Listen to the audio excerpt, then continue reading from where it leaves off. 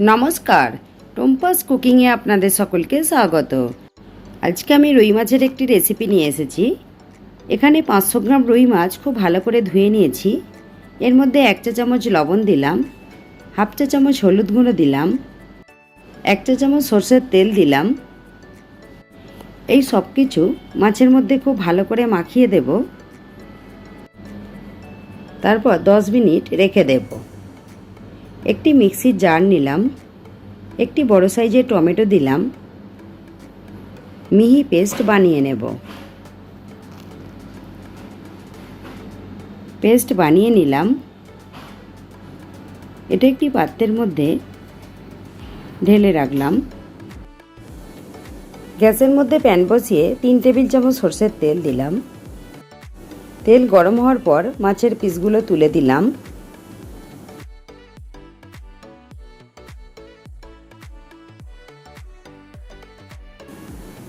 এগুলো খুব ভালো করে ভেজে নেব। একদিক ভাজা হয়ে গেছে, উল্টে দেব। এইভাবে উল্টে পাল্টে খুব ভালো করে ভেজে নেব। ভাজা হয়ে গেছে, তুলে নেব।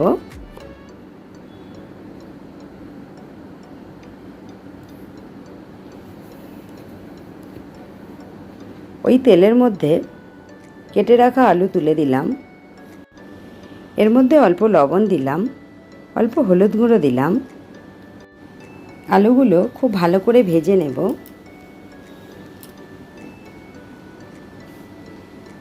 ভাজা হয়ে গেছে,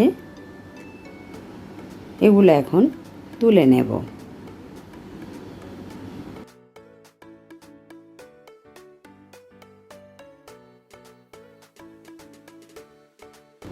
এখন এই তেলের মধ্যে 1 টুকরো দারচিনি দিলাম, হাফ চা চামচ কালো জিরে দিলাম, 2টি মিডিয়াম সাইজের কেটে রাখা পেঁয়াজ দিলাম।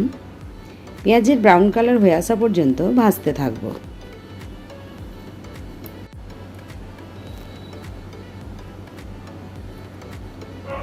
পেঁয়াজ ভাজা হয়ে গেছে। এর মধ্যে 1 টেবিল চামচ আদা রসুনের পেস্ট দিলাম। আদা রসুনের পেস্ট দিয়ে খুব ভালো করে কষে নেব, যতক্ষণ না পর্যন্ত আদা রসুনের কাঁচা গন্ধ চলে যায়। গ্যাসের ফ্লেম মিডিয়ামে রেখেছি। 2 মিনিট কষে নিলাম। পেস্ট করে রাখা টমেটো দিয়ে দিলাম। এখন কষতে থাকবো যতক্ষণ না পর্যন্ত মশলা থেকে তেল বের হয়। দেখুন, মশলা থেকে তেল বেরিয়ে গেছে। মশলা খুব ভালো কষানো হয়ে গেছে। এর মধ্যে হাফ চা চামচ হলুদ গুঁড়ো দিলাম, হাফ চা চামচ কাশ্মীরি লঙ্কার গুঁড়ো দিলাম, 1 চামচের 4 ভাগের 1 ভাগ লঙ্কা গুঁড়ো দিলাম, হাফ চা চামচ জিরে গুঁড়ো দিলাম। ঝালের পরিমাণ নিজেদের স্বাদ অনুসারে দেবেন। এর মধ্যে অল্প জল দিলাম।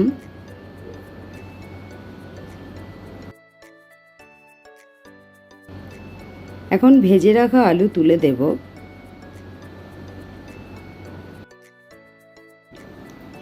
এক মিনিট কষে নেব।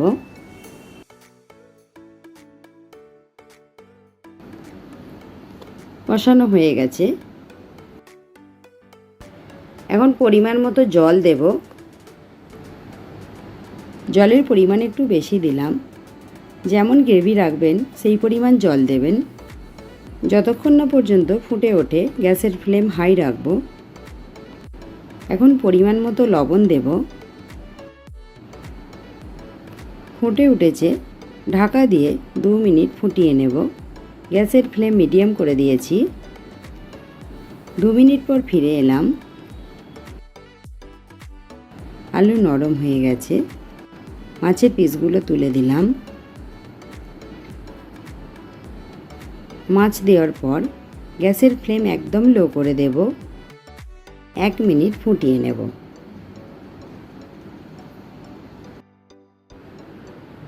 একটি কাঁচা লঙ্কা দিলাম।